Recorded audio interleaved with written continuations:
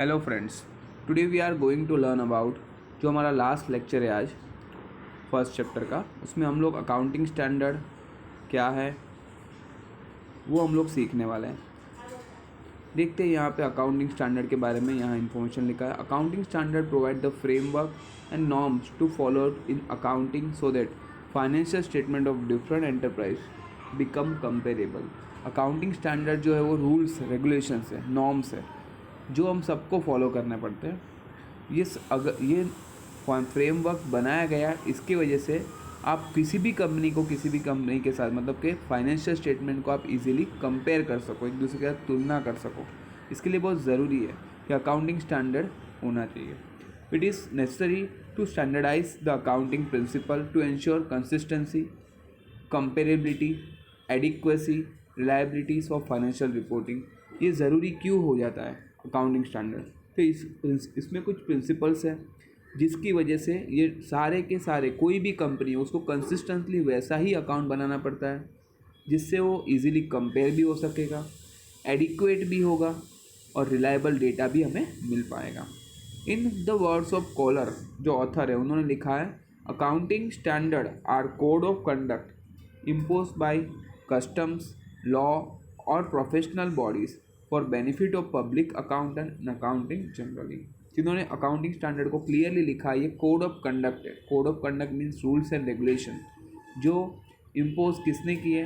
Customs, law और professional bodies ने ये लॉस बनाए। ये किसके लिए बनाए गए? ये पब्लिक अकाउंटेंट के लिए और अकाउंटेंट्स के लिए ये बेनिफिट हो, इसके लिए कुछ रूल्स रेगुलेशन फ्रेम किए गए। अब 10 accounting standard are written policy document is issue by the expert accounting body. यानी अकाउंटिंग स्टैंडर्ड जो है वो एक्सपर्ट पॉलिसी डॉक्यूमेंट है जो किसी अकाउंटिंग एक्सपर्ट ने बॉडी ने लिखे गए हैं और बाय द गवर्नमेंट और कोई रेगुलेटरी बॉडी ने ये बनाए गए हैं। एस्पेक्ट ऑफ रिकग्नाइजेशन, मेजरमेंट कैसे होगा, ट्रीटमेंट कैसा करेंगे, प्रेजेंटेशन कैसा होगा, ये सभी चीज़ों के बारे में उसमें लिखा गया है accounting transaction and event of financial statement में। अब नीड ऑफ अकाउंटिंग स्टैंडर्ड की रिक्वायरमेंट क्या थी, क्यों ज़रूरी था, क्या इंपॉर्टेंस था? तो पहला लिखा हुआ है to promote a better understanding financial statement. Financial statement को आप अच्छे से समझ सको, इसके लिए अकाउंटिंग स्टैंडर्ड ज़रूरी है। To help accountant to follow uniform procedure and practice, कि हम लोग एक ही यूनिफॉर्म प्रैक्टिस, एक ही प्रोसीजर को एवरी ईयर्स हर एक कंपनी उसको फॉलो करे, इसके लिए भी अकाउंटिंग स्टैंडर्ड ज़रूरी है। तीसरा है to facilitate meaningful comparison of financial statement of two or more entity. जब हम लोग किसी भी दो कंपनी, कॉम्पिटिटिव कंपनीज़ की, जैसे हम लोग बात करें पेप्सी और कोक, या कोई सैमसंग और दूसरे वोडाफोन, या कोई भी दूसरी कंपनी के, जो हम लोग जो एक ही लाइन ऑफ प्रोडक्ट में डील करते हैं, उसके फाइनेंशियल प्रोडक्ट को हम लोग इजीली फाइनेंशियल पोजीशन को स्टेटमेंट से कंपेयर कर सकते हैं। इसके लिए भी ये अकाउंटिंग स्टैंडर्ड ज़रूरी है। नेक्स्ट है to ensure reliability of financial statement. वो जो डेटा वो लोग फाइनेंशियल स्टेटमेंट में लिखते हैं वो रिलायबल होना चाहिए, इसी के लिए भी अकाउंटिंग स्टैंडर्ड ज़रूरी है।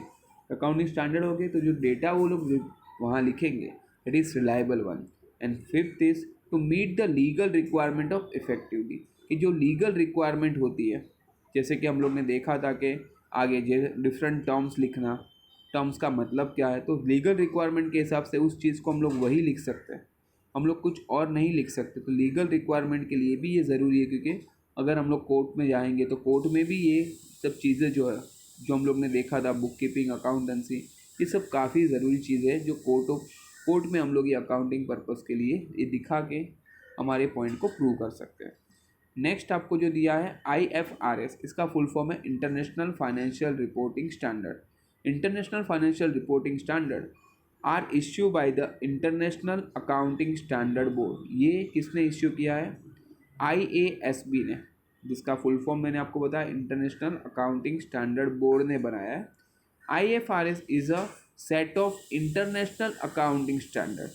जो मैंने आपको दिखाए थे वो अकाउंटिंग स्टैंडर्ड अभी बताया, ये है international accounting standard स्टेटिंग how particular types of transaction and now other event should be reported.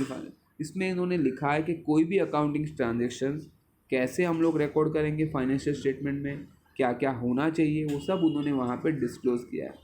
IFRS are issue to the develop accounting standard that would be acceptable world wide. तो IFRS ने वही accounting standard को ऐसे develop किया है कि जो पूरे वर्ल्ड वाइड आप कहीं पे भी जाओ ये अकाउंटिंग स्टैंडर्ड सभी लोग उसको एक्सेप्ट कर सके, वैसा उन्होंने अकाउंटिंग स्टैंडर्ड में चेंजेस किया है which can be applicable over the any nations to improve the financial reporting international. जिससे इंटरनेशनली हम लोग बात करें तो फाइनेंशियल स्टेटमेंट जो रिपोर्ट होता है वो काफ़ी अच्छे से हम लोग इम्प्रूव कर पाए। तो IFRS का यही काम है। अब अकाउंटिंग स्टैंडर्ड जो इंडिया में है उसकी मैं बात करता हूँ। In India standard of accounting is issue by India में, जैसे मैंने IFRS बोलता हूँ इंटरनेशनल अकाउंटिंग स्टैंडर्ड के लिए, वैसे ही इंडिया में ICAI, जो उसका नाम आपने सुना होगा, जो CA करते हैं बच्चे, वो ICAI से रजिस्टर करवाते हैं। तो institute of chartered accountant of India जो है वो अकाउंटिंग स्टैंडर्ड इश्यू करता है time to time. The council of institute of chartered account of India constitutes accounting standard board. उनके पास एक अकाउंटिंग स्टैंडर्ड बोर्ड बनाया हुआ है, बोर्ड ऑफ मेंबर्स का, ऑन 21 अप्रैल 1977 को। Recognize the need of accounting standard India, उन्होंने वही बताया था कि हमें अकाउंटिंग स्टैंडर्ड इंडिया में होने चाहिए। The formulate accounting standard so that such standard may be establish by the council the institute in India. इसी के लिए अकाउंटिंग स्टैंडर्ड बनाया गया, काउंसिल में डिसाइड हुआ और पूरे इंडिया में एप्लीकेबल हुए। The ASB will consider the applicable laws, customs, usages, business environment, international accounting standard while framing accounting standard in India. Accounting standard India के लिए बनाने के लिए जो भी यहाँ पे बोर्ड बनाया गया था उनको क्या करना था, तो उन्होंने सब एप्लीकेबल लॉज कौन से हैं, कस्टम्स क्या चल रही है, यूजेस कैसा है, बिजनेस एनवायरनमेंट क्या है, इंटरनेशनल अकाउंटिंग स्टैंडर्ड क्या है, सबको कंसिडर करने के, सबको देखने के बाद उन्होंने अकाउंटिंग स्टैंडर्ड इंडिया के बनाए हैं। ड्यू टू द ग्लोबलाइजेशन, आज आप लोग को पता है कि पूरा वैश्वीकरण हो चुका है, पूरा विश्व एक जैसा एक साथ आ चुका है। The account prepared in India must be compatible with the account prepared in other country. तो इंडिया का अकाउंट ऐसा होना चाहिए कि हम लोग दूसरे कंट्री के अकाउंट के साथ भी उसको कंपेयर कर सकें। This has result in existing accounting standard being convert with IFRS। यानी कि हम लोग जो अकाउंटिंग स्टैंडर्ड बना रहे हैं वो अदर कंट्री के अकाउंटिंग स्टैंडर्ड जो बना है IFRS ने उसके साथ मैचअप होना चाहिए, तो उसको हम लोग उसके साथ कंपेयर कर सकें। The convergence has result in what is known as a Indian accounting standard. यही कन्वर्जन को उन्होंने बोला है Indian accounting standard. Indian accounting standard is basically the international accounting standard which is has been modified in the accordance with the Indian accounting standard. उन्होंने यहाँ पे international accounting standard को Indian accounting standard में थोड़ा सा mould करके modify करके बनाया है, कस्टम और ट्रेडिशंस को ध्यान में लेके, जिससे ये दोनों को मैच करना काफ़ी ईजीली हो पाए। Presently all big company have to follow the Indian account. आज इंडिया में जो बड़ी बड़ी कंपनीज हैं उनको सभी को इंडियन अकाउंटिंग स्टैंडर्ड रूल्स को फॉलो करने पड़ते हैं। But smaller business it allowed to continue using accounting. तो आज जो बड़ी बड़ी जॉइंट स्टॉक कंपनीज हैं, MNCs हैं, उनको इंडियन अकाउंटिंग स्टैंडर्ड रूल्स को फॉलो करने पड़ते हैं जो इंटरनेशनल के साथ कंपेरेबल है। बट जो छोटी कंपनियां हैं उनको अकाउंटिंग स्टैंडर्ड के जो रूल है वही उनको फॉलो करने को बोले हैं। तो they don't have to compare with them, क्योंकि जो छोटी कंपनियां हैं वो इंडिया में ही रन करने वाली, तो उनका कंपैरिजन नहीं होगा तो चलेगा। In the future it's expected all business, future में हम लोग एक्सपेक्ट कर सकें कि शायद इंडिया में सारे accounting standard Indian accounting standard के हिसाब से बनेंगे जो इंटरनेशनल कंपेटेबल हो सकते हैं। So some accounting standards the council of institute of chartered account in India so far issue the 31 accounting standard. जो आपको FY BCom में जब आप जाओगे तो फाइनेंशियल अकाउंटिंग के अंदर ही आपके 31 अकाउंटिंग स्टैंडर्ड्स आपको सीखने को मिलेगा। सम ऑफ दिस, लेकिन हाँ आपकी बुक में कुछ ही अकाउंटिंग स्टैंडर्ड आपको लिखे गए हैं, तो मैं उसके सिर्फ अकाउंटिंग स्टैंडर्ड के बेटा आप लोग को हेडिंग्स याद रखना है फ्रेंड्स। जो उसके हेडिंग्स हैं वो किस कभी बने थे और कौन से पर्पस के लिए है वो आपको पता होना चाहिए। तो मैं सिर्फ उसका हेडिंग है और किस पर्पस के लिए बने थे वो मैं बता देता हूँ आपको, that you should be remembered. First है accounting standard 1, disclosure of accounting policy, जो बना था 1/4/1991 फॉर अ कंपनी एंड 1/4/1993 के बाद वो सभी अदर्स कंपनी के लिए भी एप्लीकेबल होगा, अदर इंस्टीट्यूशन के लिए भी। According to this standard accounting policy followed in the preparation और presentation of financial statement should be form part of financial statement and normally by disclose in one place. यानी यहाँ पे clearly बोला है कि अकाउंटिंग पॉलिसी में कि जो भी वो फाइनेंशियल स्टेटमेंट प्रिपेयर करेंगे वो फाइनेंशियल स्टेटमेंट डिस्क्लोज भी एक ही जगह पे, प्रिपरेशन एंड प्रेजेंटेशन एक ही जगह पे होना चाहिए। दूसरा उन्होंने बोला account standard 2 valuation of inventory. Inventory मतलब आपका स्टॉक होता है।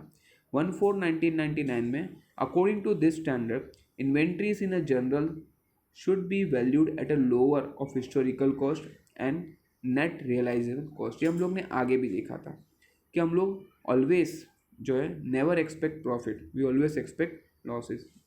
ये हम लोग ऑलवेज प्रिडिक्ट कर सकते हैं लॉस को। तो ड्यू टू दिस हम लोग ऑलवेज हमारी इन्वेंट्रीज जो है, हमारा स्टॉक जो है, उसको always lower of historical cost net realizable cost में हम लोग अज्यूम करते हैं।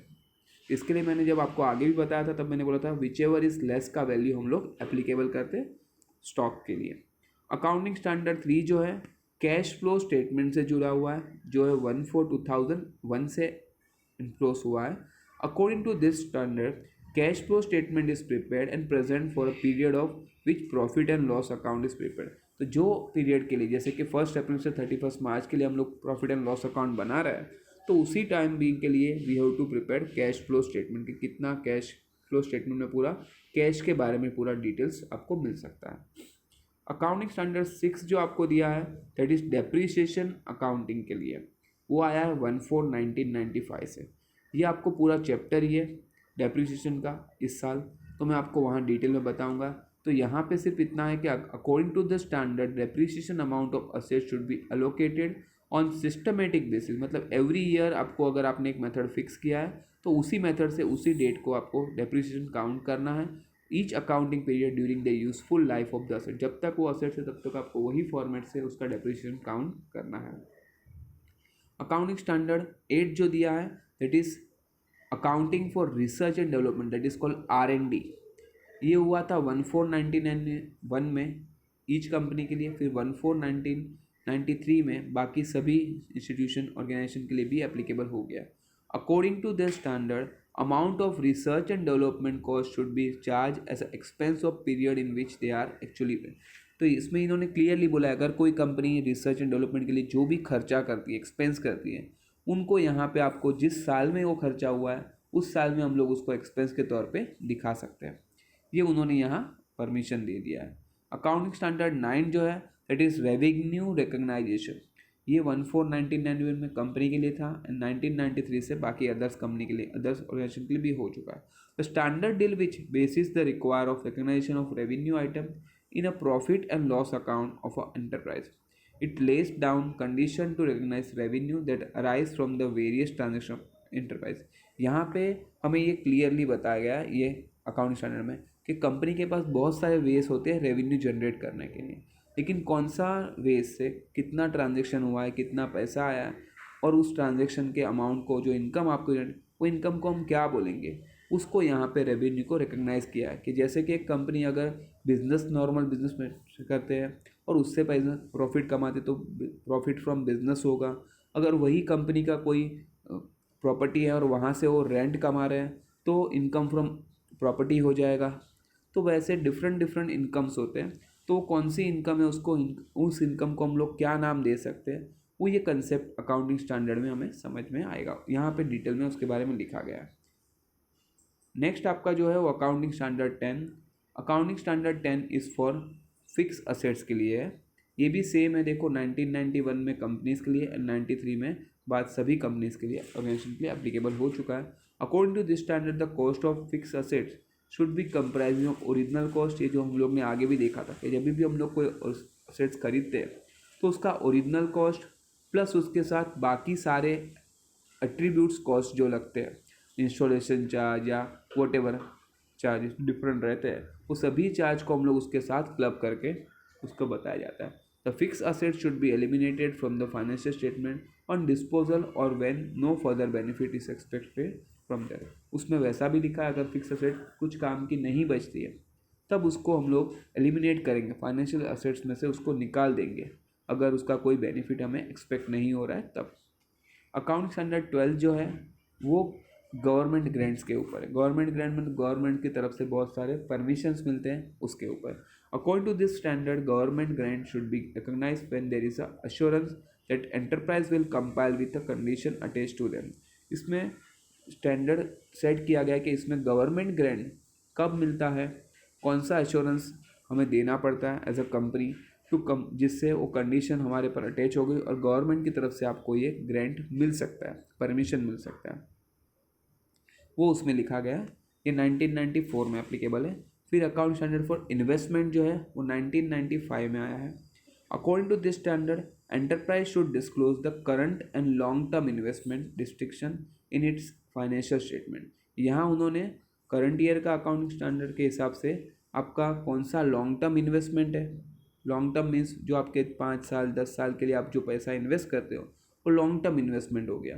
करंट इन्वेस्टमेंट मतलब जो शॉर्ट पीरियड के लिए, मतलब कि 1 साल के लिए होता है वैसा। Current investment should be carried in the financial statement at a lower cost और फेयर वैल्यू। करंट इन्वेस्टमेंट को हम लोग ऑलवेज कम प्राइस में, लोअर कॉस्ट में ही लिखेंगे। However long term investment should always be carried in a financial statement at the cost price, और long term को हम लोग कॉस्ट प्राइस पे ही डिस्क्लोज करते हैं। एंड नेक्स्ट आपको दिया अकाउंट स्टैंडर्ड 22, वो है आपका टैक्स ऑन इनकम। जो कंपनीज इनकम जनरेट होती है वो इनकम के ऊपर कंपनी को मिलता है, कंपनी को भरना पड़ता है टैक्स, वो एप्लीकेबल हुआ है 2001 से। According to this standard tax expense for this period comprising current tax deferred tax should be included in the determination of net profit or loss for the year. यहाँ पे उन्होंने क्लियरली बताया कि इस स्टैंडर्ड के हिसाब से जो टैक्स का आपका एक्सपेंस है, यानी आपने करंट ईयर में करंट टैक्स कोई भरा है, डिफर्ड टैक्स भरा है, should be include in determination, वो भी आपका नेट प्रॉफिट नेट लॉस में डिटरमाइन करने में इंक्लूड होना चाहिए, ऐसा इसमें लिखा गया है। तो ये अकाउंटिंग स्टैंडर्ड सिर्फ आपको उसके हेडिंग्स पता होने चाहिए क्योंकि फिलअप में 1 वर्ड में आता है। अदरवाइज ये जो है पूरा डिटेल में अगर आपको स्टडी करना है, you can go through the FI BCom financial accounting की बुक्स में आप ये सब देख सकते हो। ठीक है, एज वेल एज देखो यहाँ पे आपको नीचे एक साइट दिया हुआ है ICAI.org। ये वेबसाइट के ऊपर भी आपको अकाउंटिंग स्टैंडर्ड के बारे में पूरा डिटेल से मिल जाएगा कि क्या होता है, कैसे कर सकते हैं। तो if you wants to go further, आपको रेफरेंस के लिए चाहिए तो आप ये साइट पे जाके रेफरेंस निकाल सकते हो। अब यहाँ पे कुछ भी अगर आज के लेक्चर में या चैप्टर 1 में कोई भी डाउट होगा किसी को भी, तो please write me in a comment section so that I can be rectify your difficulties. जो भी आपको प्रॉब्लम होगा उसके कंप्लेंट का मैं सॉल्यूशन बोल सकता हूँ। ओके, अगर आपको चैनल अच्छा लगा है तो इसको लाइक शेयर और सब्सक्राइब कर देना so that you will get my latest notification as and when I upload the things. Thanks for watching. Bye for the day.